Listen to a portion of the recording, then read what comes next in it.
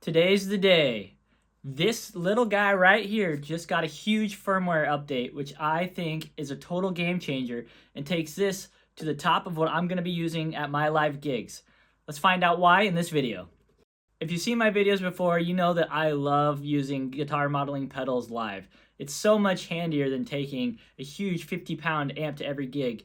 And while those amps in the room sound fantastic, having a modeling pedal is just so much more convenient, and honestly, the audience will have no clue. I've used several modelers over the years. I started way back with the Digitech, and then I jumped to the Helix, and I love the Helix. I used that for a few years.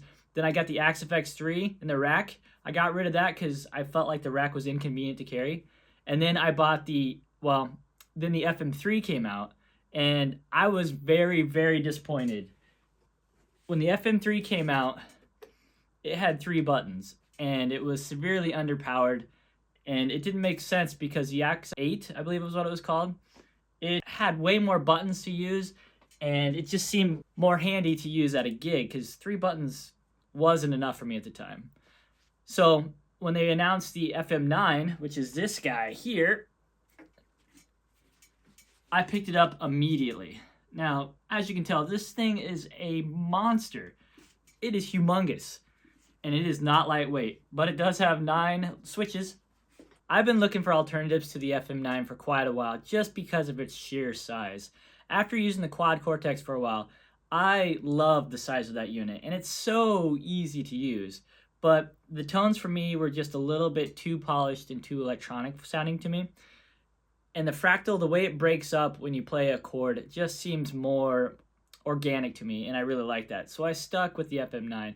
But the more that I gig, the more that I find the size inconvenient. And so I really was considering if I could downgrade to the FM3.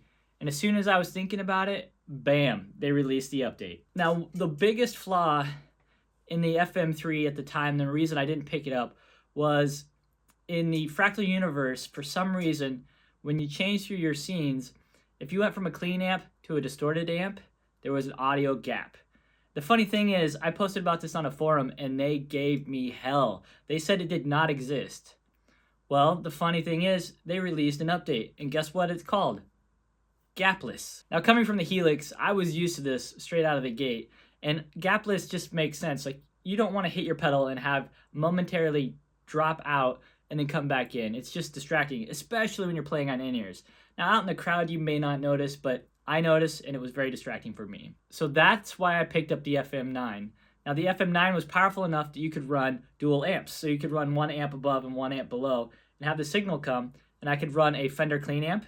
And then when I wanted to do distortion, I would turn that off and it would be muted, and I'd run my Friedman distortion underneath. But now enter the new firmware update.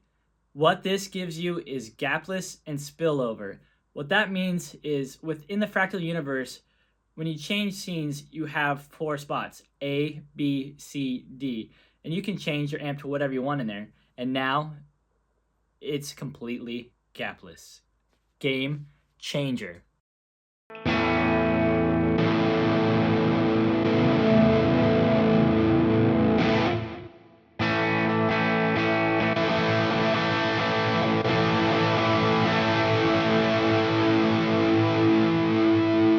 So I was able to take the preset that I was using on my FM9 and copy it directly over to my FM3. And I had 0 problems dialing it in. And I did have some clipping going on in this unit that I did not have going on the FM9, but I just had to turn out my output on my amp, and it was perfect. I actually went ahead and updated to the beta that night, and I took it to a gig, which is real dumb. But I wasn't too worried. I'd been practicing on it for a couple hours, and I took the FM9 as a backup.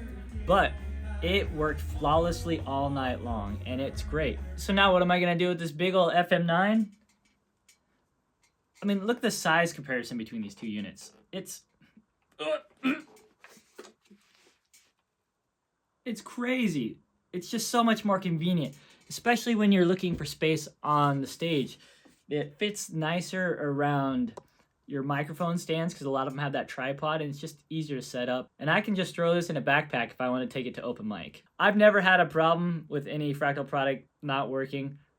I probably will now that I've said that.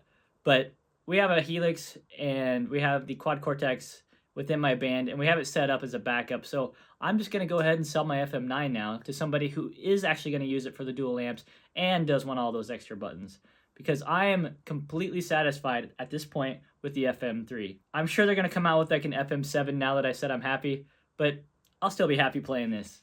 Thanks for joining me. And if you're on the fence about the Fractal products and you're thinking the FM3 might not be powerful enough, I'm here to tell you it's perfect for gigs and it's perfect for travel. If you got anything out of this video, please consider subscribing. I'm trying to reach the milestone so I can get this channel monetized, and then I'll be able to make even more fun videos and buy even more fun gear. Thanks for checking me out, and we'll see you the next time.